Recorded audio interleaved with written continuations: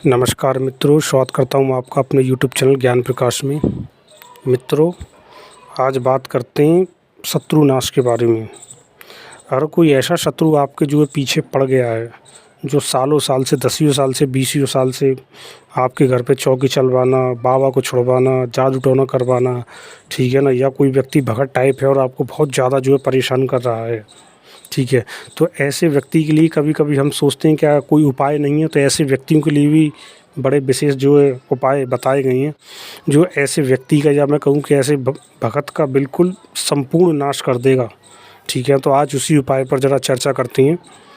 मित्रों, शत्रु नाश के लिए अगर हम बात करें तो शत्रु नाश की जो उच्चतम और जो अच्छी देवी जो मानी गई हैं, वो मानी गई है माता मरघट की कालका, ठीक है। जैसे मरघट की काली भी कह देती है, मरघट की चंडी भी कह देती हैं, ठीक है।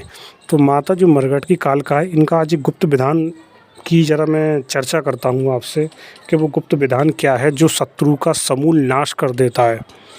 मित्रों, अगर कोई व्यक्ति साधक है, वो साधना करता है, तो वो इस तरह के काम को जो है कर सकता है। बाकी अगर कोई आम व्यक्ति है तो वो जो अप्लाई ना करे, केवल अपनी जानकारी के लिए ही इस वीडियो को जो देख ले, जो सुन ले, अपना ज्ञान बढ़ाने के लिए।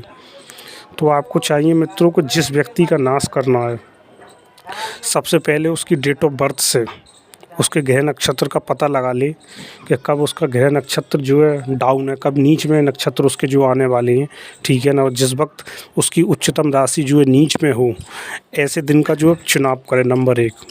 नंबर 2, शनिवार के दिन का मरा हुआ मुर्दा हो, और शनिवार के दिन जब मुर्दा बिल्कुल जो जल जाए, तो आप देखते हैं अक्सर नसैनी और कपड़ा लोग बाग जो फेंक देते हैं, तो जिसको कफन भी बोलते हैं, जो वाइट कलर का कपड़ा जो उड़ाते हैं, तो मुर्दे का जो कफन होता है, ठीक है ना, उस कफन में से कम आप ये समझ लीजिए कि 1/2 मीटर कपड़ा जो कैंची से जो काट लिए, और उस कपड़े को काटने को, उस कपड़े से वहाँ से जो लेने का भी एक जो विधान है जो कि गुप्त रहता है। उस कपड़े को लेने से पहले हमें कुछ देना पड़ता है मरघट के लिए, तब उनसे इजाज़त लेकर ही वो कपड़ा लिया जाता है।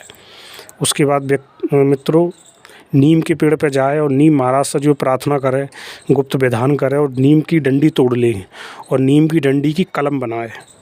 उसके बाद मार्केट में जाए, एक काली स्याही की डिब्बी खरीद के लेके आए। चिता पे जाए, चिता के 7 कोले, चिता शनिवार के दिन की जो जली हुई होनी चाहिए, शनिवार जब बृहस्पतिवार की, 7 कोले लेके आए, उनको ठंडा करे, उनको पीस ले, और पीसने के बाद स्याही की डिब्बी में मिला ले। स्याही की डिब्बी में मिलाने के बाद जिस नीम की आपने जो कलम बनाई है और जो कफन का 1/2 मीटर कपड़ा है, उस कफन के कपड़े पे यंत्र बनाए। सबसे पहले गोला काढ़े, गोला काढ़ने के बाद में जिस व्यक्ति को उच्चाटन करना है, उसकी मतलब जो है एक जो है कहें कि एक आकृति टाइप किसी उसमें बना ले, जैसे कि मुंह है, नाक है, पेट है, टांग है, ये बना ले, ठीक है। और उसकी टुंडी जो है बनाए, तो टुंडी के नीचे लिखे देवदत्त, पैरों की तरफ पता, बाकी यंत्र के चारों तरफ मंत्र लिखा जाएगा उसी स्याही से।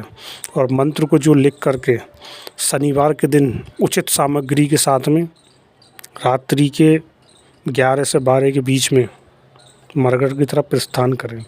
सामग्री क्या होगी, जैसे कि लौंग हैं, बतासे हैं, सिंदूर है, तेल है, उड़द के दाने हैं, और 11 पीस बकरे का मांस, एक शराब का क्वार्टर, एक गोला, 11 जायफल, 11 नींबू, गोला जो सूखा वाला जो होता है, गोले पर तिलक, और एक ब्लेड जो दाढ़ी बनाने वाला होता है। ये आप लेकर मरघट को जाएं। दिशा आपकी दक्षिण रहेगी, आसन काला रहेगा। पहले ज़मीन में गड्ढा खोद लें, गड्ढा खोद के कुछ जो जोत वहाँ पर जलाएँ। सबसे पहले 5 लौंग, 5 बतासा, माता मरघट की चंडी, मरघट की मसानी, मरघट के भैरव, इन सभी को जो नमस्कार करें।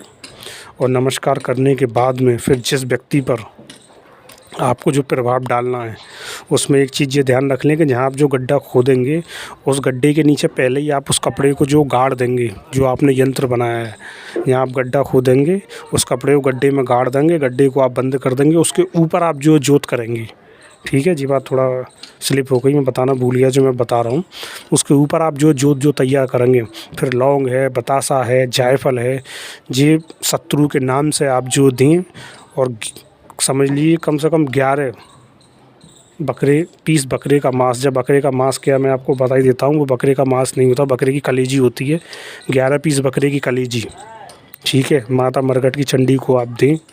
11 लौंग के जोड़े, 11 जायफल, 11 जो नींबू और खल बिलौने उड़द, ठीक है ना। फिर बोल देता हूँ, खल बिनौले उड़द और काली राई और हवन सामग्री, ठीक है ना। ये तैयार करके और उस हवन सामग्री से मंत्र बोलते हुए, हर हर चामुंडा बेहतर कोटा वाली चामुंडा मैया, मरघट की चंडी, मरघट का गुलाम, मरघट का बादशाह। ये शब्द जो आधा है पूरा मैं बोल नहीं सकता, आप मजबूरी समझ सकते हैं। बहुत ही तीव्र शब्द है और अपने आप में जागृत शब्द है।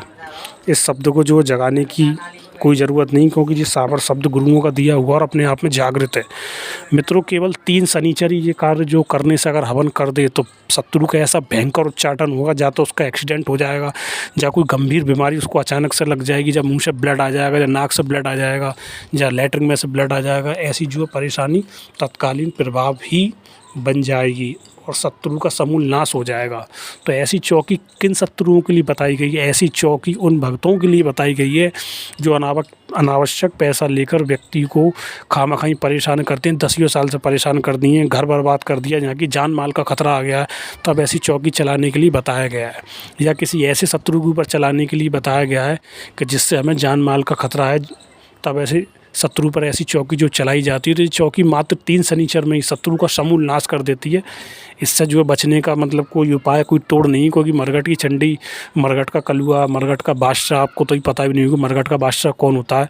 मरघट का बादशाह बहुत खतरनाक होता है, जो काबू में किसी भगत के आता नहीं है, मरघट में ही रहता है, मरघट का पहरेदार रहता है। वो स्वयं पूरे मरघट के अखाड़े को लेकर चलता है और उस अखाड़े में कई प्रकार के खईस, कई प्रकार के जिन स्वयं भैरव चलते हैं और गुप्त रूप से। ये बात आपको कोई बताया नहीं, बाबा बुलाकी तो उसमें पहले ही चलती है। तो आप बुलाकी बाबा की भगत हैं या सामने वाला बुलाकी बाबा का भगत है तो उससे कोई फ़र्क नहीं पड़ता। वो जाते ही परकच्चे उड़ा देगी चीज़, उसको संभलने का मौका ही नहीं देगी सामने वाले को।